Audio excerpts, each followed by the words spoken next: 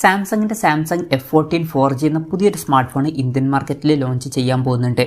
ഈ ഫോണിൻ്റെ സപ്പോർട്ട് പേജും കാര്യങ്ങളൊക്കെ ഇപ്പോൾ സാംസങ്ങിൻ്റെ വെബ്സൈറ്റിൽ എത്തിയിട്ടുണ്ട്.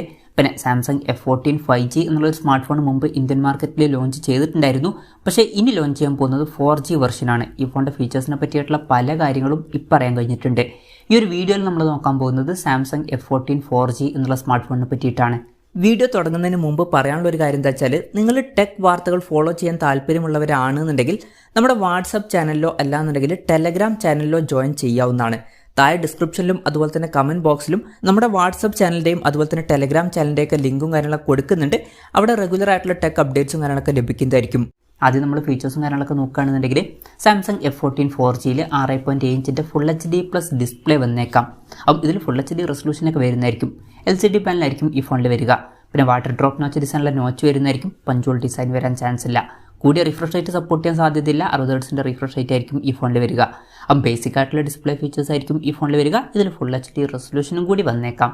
പിന്നെ side mounted finger print sensor ഈ ഫോണിൽ വരുന്നതായിരിക്കും. ഈ ഫോണിൽ സ്നാപ്ഡ്രാഗൺ 680 എന്ന പ്രോസസ്സർ വരാനാണ് സാധ്യത.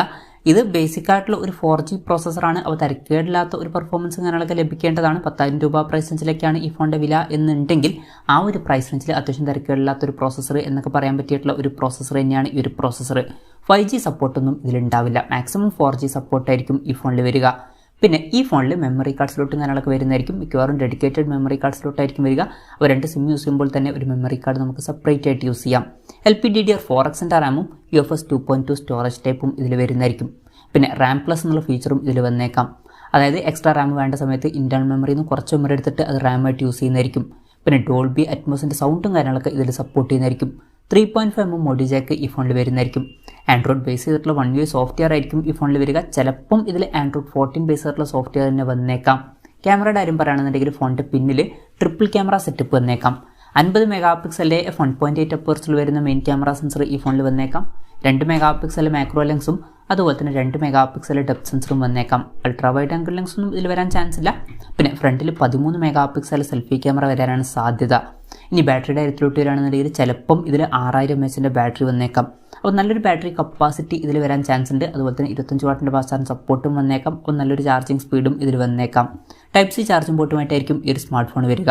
പക്ഷേ മിക്കവാറും ഫോണിൻ്റെ ബോക്സിൽ ചാർജർ ഉണ്ടാവില്ല. ചാർജർ നമ്മൾ സെപ്പറേറ്റ് മേടിക്കേണ്ടി വരും. അപ്പം ഇതൊക്കെയാണ് ഫീച്ചേഴ്സിനെ പറ്റി പറയാനുള്ള കാര്യങ്ങൾ. പിന്നെ മുമ്പ് ഇന്ത്യൻ മാർക്കറ്റിൽ സാംസങ്ങിൻ്റെ A05s എന്നുള്ളൊരു സ്മാർട്ട് ഫോൺ ലോഞ്ച് ചെയ്തിട്ടുണ്ടായിരുന്നു. ഈ ഒരു F14 4G എന്നുള്ള സ്മാർട്ട് ഫോൺ ആ ഒരു ഫോണിൻ്റെ ഒരു റീബ്രാൻഡഡ് വെർഷൻ ആയിരിക്കുമെന്നാണ് ഇപ്പോഴുള്ള റിപ്പോർട്ടിൽ പറയുന്നത്. പിന്നെ സ്പെസിഫിക്കേഷനിൽ ചെറിയ മാറ്റങ്ങൾ വന്നേക്കാം. ചിലപ്പം അതിലുള്ള 5000 mAh ബാറ്ററി ഇതിലോട്ട് വരുമ്പം 6000 mAh ബാറ്ററി ആയിട്ട് മാറിയേക്കാം. പൊതുവേ സെയിം ഫോണുകൾ M സീരീസിലും A സീരീസിലും അതുപോലെ തന്നെ F സീരീസിലൊക്കെ ലോഞ്ച് ചെയ്യുമ്പം അങ്ങനെയാണ്. A സീരീസിൽ 5000 mAh ബാറ്ററി ആണെന്നുണ്ടെങ്കിൽ M സീരീസിലും F സീരീസിലും 6000 mAh ബാറ്ററിയും കാര്യങ്ങളൊക്കെ ഉണ്ടാവാറുണ്ട്. ഇനി വിലയുടെ കാര്യത്തിലോട്ട് വരികയാണെന്നുണ്ടെങ്കിൽ A05s എന്നുള്ള സ്മാർട്ട് ഫോൺ 15000 രൂപ പ്രൈസ് റേഞ്ചിലായിട്ടാണ് ലോഞ്ച് ചെയ്തിട്ടുള്ളത്. പക്ഷേ ഇപ്പം വില കുറഞ്ഞിട്ടാണ് കാണിക്കുന്നത്. 10,750 രൂപ പ്രൈസ് റേഞ്ചിൽ ഓൺലൈനിൽ ഈ ഫോൺ അവൈലബിൾ ആണ്.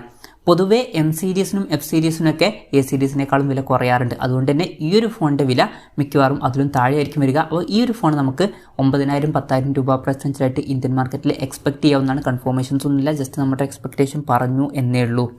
എന്തായാലും സാംസങ്ങിൻ്റെ F14 4G എന്ന പുതിയൊരു സ്മാർട്ട് ഫോൺ ലോഞ്ച് ചെയ്യാൻ പോകുന്നുണ്ട്. ലോഞ്ച് ഡേറ്റും കാര്യങ്ങളൊന്നും ഇപ്പോൾ കൺഫേം ആയിട്ടില്ല. അതിനെ പറ്റിയിട്ടുള്ള ന്യൂസുകളൊക്കെ വരുമ്പോൾ അതിനെ പറ്റിയിട്ടുള്ള വീഡിയോസൊക്കെ നമ്മൾ ചെയ്യുന്നതായിരിക്കും. അപ്പം അതുപോലുള്ള വീഡിയോസൊക്കെ കാണാൻ താല്പര്യമുണ്ടെന്നുണ്ടെങ്കിൽ ഈ ചാനൽ സബ്സ്ക്രൈബ് ചെയ്യാവുന്നതാണ്. എന്തായാലും ഈ ഒരു ഫോണിനെ പറ്റിയിട്ടുള്ള നിങ്ങളുടെ അഭിപ്രായം ജസ്റ്റ് ഒന്ന് കമൻറ്റ് ചെയ്യുക. അതുപോലെ തന്നെ ഈ ഒരു സ്മാർട്ട് ഫോൺ ഇന്ത്യൻ മാർക്കറ്റിൽ നിങ്ങളിത് പ്രൈസിങ്ങിലാണ് എക്സ്പെക്ട് ചെയ്യുന്നത് എന്നുള്ള കാര്യം കൂടി ജസ്റ്റ് ഒന്ന് കമൻറ്റ് ചെയ്യുക.